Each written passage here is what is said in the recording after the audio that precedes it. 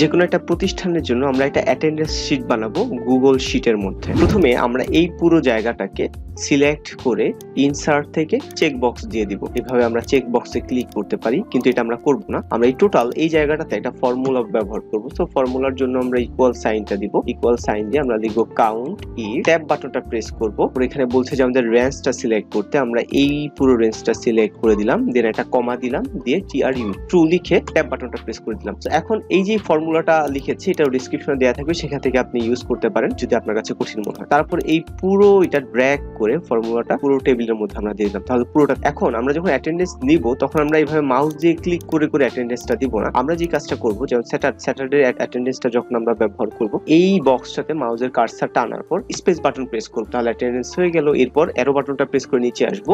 এইভাবে arrow button press করে করে নিচে এসে আমরা এভাবে অ্যাটেন্ডেন্স দিয়ে দিতে পারবো। এই পুরো এক্সেল ফাইলটার ডাউনলোড লিংক আমি ডেসক্রিপশনে দিয়ে দিব। তাহলে আমি কিভাবে টেবিল বানিয়েছি, কোনো কিছু আপনার লাগবে না, আপনার নামগুলো চেঞ্জ করে আপনার প্রতিষ্ঠানে এটা ব্যবহার করতে পারবেন।